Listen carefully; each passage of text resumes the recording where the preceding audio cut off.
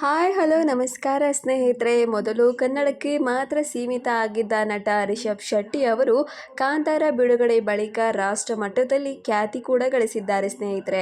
ಇನ್ನು ಕನ್ನಡದ ನೆಟಿವಿಟಿ ಕಥೆ ಹೊಂದಿದ್ದ ಈ ಸಿನಿಮಾವನ್ನು ಪರಭಾಷೆಯ ಮಂದಿ ಕೂಡ ತುಂಬಾ ಇಷ್ಟಪಟ್ಟರು ಸ್ನೇಹಿತರೆ. ಈಗ ಈ ಸಿನಿಮಾ ಪ್ರಿಕ್ವೆಲ್ ಬರುತ್ತಿದೆ. ಅಂದರೆ ಕಾಂತಾರ ಚಿತ್ರದಲ್ಲಿ ತೋರಿಸಿದ ಕತೆ ಹಿಂದಿನ ಭಾಗ ಏನಾಗಿತ್ತು ಎಂಬುದು ಕಾಂತಾರ ಚಾಪ್ಟರ್ 1ರಲ್ಲಿ ಸಿನಿಮಾ ತೋರಿಸಲಾಗುತ್ತಿದೆ. ಈ ಸಿನಿಮಾ ಬಗ್ಗೆ ಜನರಿಗೆ ಇರುವ ನಿರೀಕ್ಷೆ ದೊಡ್ಡದು. ಅಚ್ಚರಿ ಏನಪ್ಪ ಅಂದರೆ ಈ ವರ್ಷದ ಬಹುನಿರೀಕ್ಷಿತ ಸಿನಿಮಾಗಳು ಮೋಸ್ಟ್ ಪಾಪ್ಯುಲರ್ ಮೂವೀಸ್ ಕೂಡ ಆಗಿದ್ದು, ಪಟ್ಟಿಯಲ್ಲಿ ರಜನಿಕಾಂತ್, ಪ್ರಭಾಸ್, ಹೃತಿಕ್ ರೋಷನ್ ಮುಂತಾದ ಘಟಾನುಭವಿಗಳು ನಟರ ಸಿನಿಮಾಗಳನ್ನು ಕೂಡ ಹಿಂದಿಕ್ಕಿ ಕಾಂತಾರ ಕೂಡ ಪ್ರಥಮ ಸ್ಥಾನ ಬಂದಿದೆ ಸ್ನೇಹಿತರೆ. ಇನ್ನು ಸಿನಿಮಾಗಳ ಬಗ್ಗೆ ಸಾಕಷ್ಟು ಮಾಹಿತಿ ನೀಡುವ IMDb ವೆಬ್ಸೈಟ್ನಲ್ಲಿ 2025ರ ಅತಿ ನಿರೀಕ್ಷಿತ ಭಾರತೀಯ ಸಿನಿಮಾಗಳ ಪಟ್ಟಿ ಕೂಡ ಇಲ್ಲಿದೆ.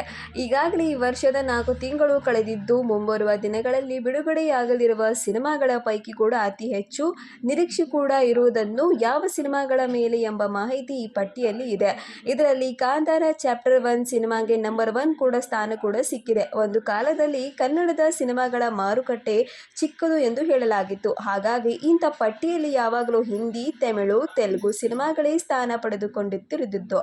ಆದರೆ ಈಗ ಕಾಲ ಬದಲಾಗಿದೆ. ಬೇರೆ ಭಾಷೆಯ ಸಿನಿಮಾಗಳಿಗಿಂತಲೂ ಕನ್ನಡ ಕಾಂತಾರ ಚಾಪ್ಟರ್ 1 ಸಿನಿಮಾವನ್ನು ನೋಡಲು ಜನರು ಹೆಚ್ಚು ಕಾತುರದಿಂದ ಕಾಯ್ತಿದ್ದಾರೆ. ಈ ಕೂಡ ನಿರೀಕ್ಷೆ ಕೂಡ ಹುಟ್ಟಿಸಿಕೊಂಡಿದ್ದಾರೆ ಸ್ನೇಹಿತರೆ. ಇನ್ನು ಸ್ನೇಹಿತರೆ, ಸೂರ್ಯ ನಟನೆಯ ರೆಟ್ರೋ ಸಿನಿಮಾ 3ನೇ ಸ್ಥಾನದಲ್ಲಿದೆ. ಅಜಯ್ ದೇವಗನ್ ಅಭಿನಯದ ರೆಡ್ 2 ಚಿತ್ರ 4ನೇ ಸ್ಥಾನದಲ್ಲಿದೆ. ರಜನಿಕಾಂತ್ ನಟನೆಯ ಕೂಲಿ ಸಿನಿಮಾಗೆ 5ನೇ ಸ್ಥಾನದಲ್ಲಿದೆ. 6ನೇ ಸ್ಥಾನದಲ್ಲಿ ಹೃತಿಕ್ ರೋಷನ್, ಜೂನಿಯರ್ NTR ಅಭಿನಯದ ವಾರ್ 2 ಸಿನಿಮಾ ಇದೆ. ಕಮಲ್ ಹಾಸನ್ ಅಭಿನಯದ ಥಗ್ ಲೈಫ್ ಚಿತ್ರ 7ನೇ ಸ್ಥಾನದಲ್ಲಿದೆ. ಇನ್ನು ಪ್ರಭಾಸ್ ಅವರು ಧೀರ ಸಾಬ್ ಸಿನಿಮಾ 8ನೇ ಸ್ಥಾನದ ಪಡೆದುಕೊಂಡಿದ್ದು, 9ನೇ ಸ್ಥಾನದಲ್ಲಿ ಅಮೀರ್ ಖಾನ್ ಅವರ ಸಿತಾರ ಜಮೀನ್ ಪರ್ ಇದೆ. 10ನೇ ಸ್ಥಾನದಲ್ಲಿ ರಶ್ಮಿಕಾ ಮಂದಣ್ಣ ನಟನೆಯ ಥಮ್ ಸಿನಿಮಾ ಕೂಡ ಇದೆ.